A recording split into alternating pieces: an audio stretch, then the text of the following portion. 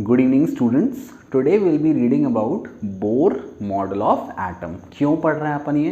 क्योंकि रदरफोर्ड का model fail हो गया था। क्यों फेल हुआ था? Because he was unable to explain Maxwell contradiction, that is whenever electron revolves around any charged particle it releases energy in the form of radiation and the electron will eventually fall in the nucleus. okay, तो इस गलती को किसने दूर किया? Niels Bohr ने। ठीक है, अब देखो उन्होंने क्या कहा। उन्होंने कहा सबसे पहला कि पहला पोस्टुलेट था कि electron revolves in circular orbit around the nucleus, जो आप सबको पता है, और entire mass and charge is separated is present inside the nucleus. Second point उन्होंने कहा कि out of all the orbits that are present around the nucleus, बहुत सारे ऑर्बिट होते हैं, है ना, ये आपका न्यूक्लियस है। Electron revolve only on those orbit where there is no loss of energy, जहाँ पे लॉस ऑफ एनर्जी नहीं होता है। And those orbits are called, उन्होंने क्या नाम दिया उसको? एनर्जी लेवल और स्टेशनरी ऑर्बिट, ये नाम दिया। अब स्टेशनरी ऑर्बिट से क्या मतलब? स्टेशनरी ऑर्बिट से ये मतलब नहीं कि इलेक्ट्रॉन रेस्ट पे है। स्टेशनरी ऑर्बिट से ये मतलब है कि जो इलेक्ट्रॉन है उसकी एनर्जी कांस्टेंट है, ना वो एनर्जी लूज कर रहा है, ना वो एनर्जी अभी गेन कर रहा है, वो नॉर्मली रोटेट कर रहा है। So Bohr predicted that electron revolve only on those orbit where there is no loss of energy और देयर एनर्जी इज कांस्टेंट, या एक बहुत अच्छा वर्ड है, there energy is quantized. Quantized मतलब कोई डिस्क्रीट वैल्यू है। डिस्क्रीट मतलब होता है डिस्टिंक्ट, अलग, एक अलग ही वैल्यू है एनर्जी की। केवल उन्हीं ऑर्बिट में रिवॉल्व करेंगे इलेक्ट्रॉन जिसमें उनके पास एनर्जी की एक डिस्क्रीट वैल्यू है, और उस एनर्जी की वैल्यू का फॉर्मूला दिया आपके बोर जी ने। It is given by -3112 z² by n² kilojoule per mole. अच्छा, अब यहाँ कंफ्यूजन है। Z क्या होता है? Atomic number, that is number of proton present. N है ऑर्बिट का नंबर। अब उन्होंने ऑर्बिट की नंबरिंग कैसे की? जो ऑर्बिट न्यूक्लियस के सबसे करीब है उसको नंबर दिया 1 और उसका नाम दिया K कैपिटल में। ठीक है, सॉरी, जो ऑर्बिट उसके बाद है उसका नंबर होगा n इज इक्वल टू 2, उसको नाम दिया L। इसके बाद वाला orbit n is equal to 3 और KLM। उसके बाद वाला ऑर्बिट की value n is equal to 4 और KLMN। इस प्रकार से उन्होंने ऑर्बिट के नाम दिए बेस्ड ऑन देयर नंबर, और नंबरिंग कहाँ से स्टार्ट की?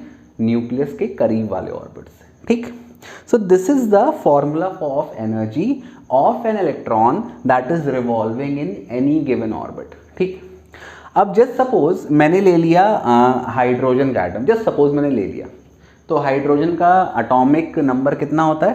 1 होता है, तो इसकी वैल्यू क्या हो जाएगी? 1 हो जाएगी। ठीक है, तो देखो हाइड्रोजन लेने पे क्या होता है, देखो यहाँ पर ही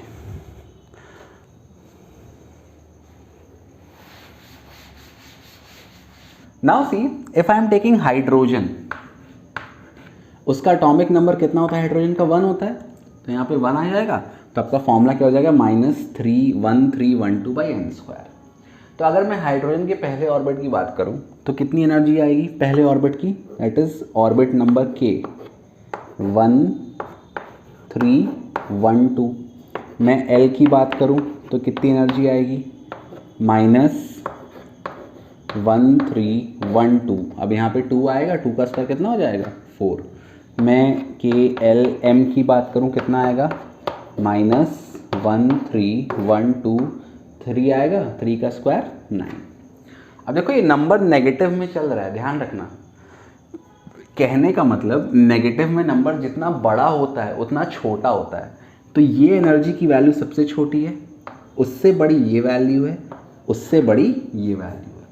तो कहने का मतलब कि जैसे जैसे हम न्यूक्लियस से दूर जाते हैं, इलेक्ट्रॉन की जो एनर्जी है वो क्या होती जाती है, बढ़ती जाती है। तो you can say that energy of an electron in के शेल इस प्रकार से, L में उससे ज़्यादा, M में उससे ज़्यादा और सबसे ज़्यादा N में। इसीलिए आप देखो जब भी केमिकल रिएक्शन होता है तो क्या होता है, हमेशा बाहर वाले इलेक्ट्रॉन ही जंप आउट करते हैं, जिसे अपन वैलेंस इलेक्ट्रॉन कहते हैं।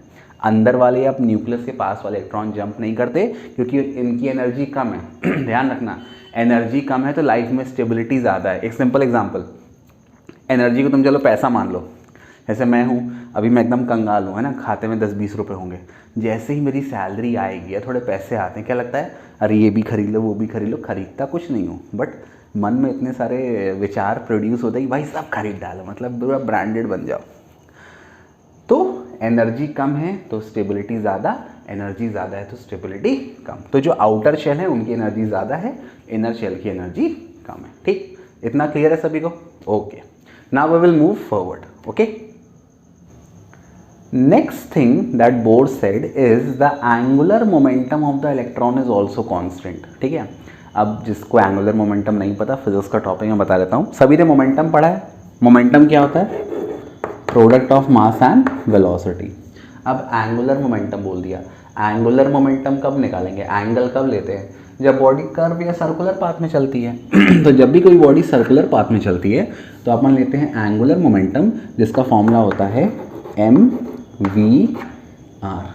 This is the angular momentum. ठीक, तो एक सिंपल एग्जांपल मैं आपको बताता हूँ। अर्थ रिवॉल्व करती है सन के अराउंड एलिप्टिकल ऑर्बिट में। ये सन है, ये अर्थ है।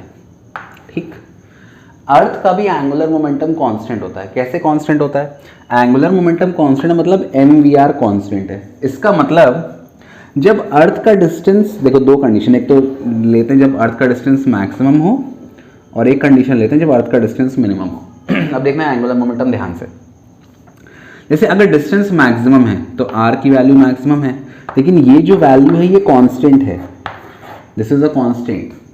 मतलब अगर r बढ़ेगा, अच्छा मास ऑफ अर्थ भी सेम है, r बढ़ रहा है तो वेलोसिटी क्या हो जाएगी, कम हो जाएगी। तो जब धरती सूरज से दूर होगी तो उसकी वेलोसिटी कम हो जाएगी रेवोल्यूशन की, और जब धरती सूरज के करीब आएगी तो r की वैल्यू कम हो जाएगी। मास तो कांस्टेंट है, तो इस चीज़ को कांस्टेंट रखने के लिए क्या होगा, r छोटा हो गया तो v क्या हो जाएगा, बड़ा हो जाएगा। तो ये भी एक सवाल आता है, कभी अगर पूछ लेता है। तो ये चीज़ होती है एंगुलर मोमेंटम, कि momentum when the object is revolving और rotating in a circular path, ठीक, और एलिप्टिकल पाथ। तो यहाँ पे इसने कहा कि इलेक्ट्रॉन का एंगुलर मोमेंटम भी कांस्टेंट है, इनफैक्ट वो क्वांटाइज्ड है। फिर से ध्यान रखना, क्वांटाइज्ड मतलब एक फिक्स वैल्यू है, डिस्क्रीट वैल्यू, और उसी के हिसाब से इंक्रीज और डिक्रीज होता है। जैसे एनर्जी का मैंने फॉर्मूला ये लिख दिया ना, तो अब जो भी एनर्जी बढ़ेगी या घटेगी इसी के अकॉर्डिंग बढ़ेगी। तो एक सर्टन इंडिविजुअल वैल्यू है, कोई भी एवं वैल्यू नहीं उठा ली, कोई भी वैल्यू पे चला जाएगा। ठीक है, तो एंगुलर मोमेंटम पे उसने क्या कहा, the angular momentum is equal to nh upon 2 pi where h is Planck constant। अब n क्या हो गया, ऑर्बिट नंबर। तो पहले ऑर्बिट के लिए एंगुलर मोमेंटम कितना आएगा, h अपॉन 2 पाई, दूसरे ऑर्बिट के लिए 2h अपॉन 2 पाई, तीसरे ऑर्बिट के लिए 3h अपॉन 2 पाई, ऐसे बढ़ेगा एंगुलर मोमेंटम। ठीक है, अच्छा अब क्वेश्चन है कि आगे भाई ये प्लैंक कांस्टेंट क्या होता है। तो प्लैंक कांस्टेंट बताता है कि what is the energy contained in the photon. Photon क्या होते हैं, पैकेट ऑफ एनर्जी जो लाइट को फॉर्म करते हैं, और फोटोन लाइट का मैटर वाला नेचर शो करते हैं। लाइट जनरली अपन मानते हैं कि वेव है, लेकिन जो फोटोन है वो उसका पार्टिकल नेचर शो करते हैं। तो प्लैंक्स कांस्टेंट जनरली बताता है कि एक फोटोन में कितनी एनर्जी हो सकती है।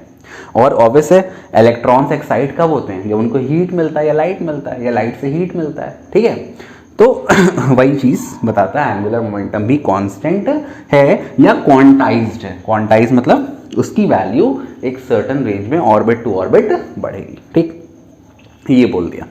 उसके बाद प्लैंक ने बोला कि जनरली अगर इलेक्ट्रॉन कहीं से भी लाइट एनर्जी रिसीव नहीं कर रहा तो वो सिंपली रोटेट करता रहेगा ऑर्बिट में। जब वो सिंपली रोटेट करता है ऑर्बिट में तो उसको सॉरी अपन बोलते हैं ग्राउंड स्टेट।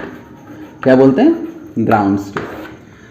अब सपोज लाइट उस पर आके गिर गई, ठीक है, सॉरी, जैसे लाइट आके गिरेगी तो वो फोटॉन्स को एक्सेप्ट करेगा, एनर्जी एक्सेप्ट करेगा, और जैसे ही आप, क्या होता है, गरीब आदमी है, बहुत सारा पैसा आ गया, बहुत जल्दी नहीं यार ये भी ले, पार्टी ले मेरी तरफ से भाई, आज पार्टी भाई की तरफ से, मेरे साथ भी होता था, है ना, पैसे हैं तो आज पार्टी तेरा भाई देगा, छोड़ो।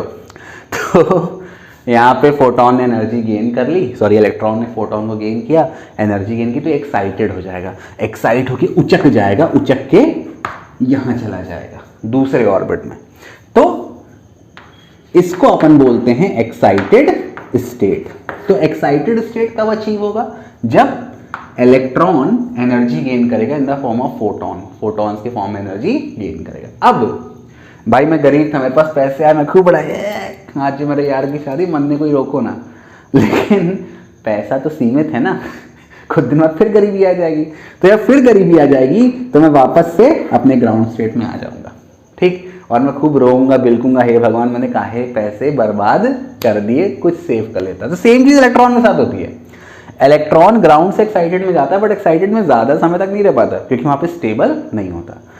तो फिर इलेक्ट्रॉन एक्साइटेड से वापस जंप करता है ग्राउंड स्टेट में, और जब भी आप हायर एनर्जी लेवल से लोअर एनर्जी लेवल में जब भी इलेक्ट्रॉन जंप करता है तो it releases energy in the form of radiation. ध्यान रखना। तो पहले ग्राउंड स्टेट में था, कुछ उसको एनर्जी मिली, एक्साइटेड स्टेट में चला गया, एक्साइटेड स्टेट में कुछ समय के लिए रहेगा और फिर वापस ग्राउंड स्टेट में आएगा। कैसे आएगा? जब वो एनर्जी को रिलीज करेगा। रिलीज कैसे करेगा? In the form of radiation. तो मतलब यहाँ मेरे पास बहुत पैसा आ गया, फिर मैं सारा पैसा लो पैसा करते करते मैं वापस गरीब बन गया, ये वाली कंडीशन है। तो ये है बोर की थ्योरी, और बोर ने ये सारी बातें कहीं क्या क्या बोला, हर ऑर्बिट में रिवॉल्व नहीं करता, उसी ऑर्बिट में करता है जिसमें एनर्जी क्या है, क्वांटाइज्ड है। क्वांटाइज मतलब एक फिक्स अमाउंट या सर्टन एक इंडिविजुअल वैल्यू है, उसके हिसाब से इंक्रीज या डिक्रीज होती है। दूसरी, एंगुलर मोमेंटम भी क्वांटाइज्ड है। किसके बराबर है? NH/2π, where H is Planck's constant, which it tells कि भाई प्लैंक बताता है कांस्टेंट की फोटोन में एनर्जी कितनी है। उसके बाद तीसरी बात बताई कि अगर सिंपल है, ग्राउंड स्टेट में है, तो बढ़िया मस्त घूमता रहेगा, जैसे एनर्जी मिलेगी फोटोन के फॉर्म में, एक्साइटेड में जाएगा, एक्साइटेड में कुछ देर रहेगा और फिर रेडिएशन रिलीज करके वापस से ग्राउंड स्टेट में आ जाएगा। सो ये है बोर की theory. Okay, I hope it is clear to you. अब अपन देखेंगे कि बोर ने एटम्स का डिवीजन कैसे किया, ठीक।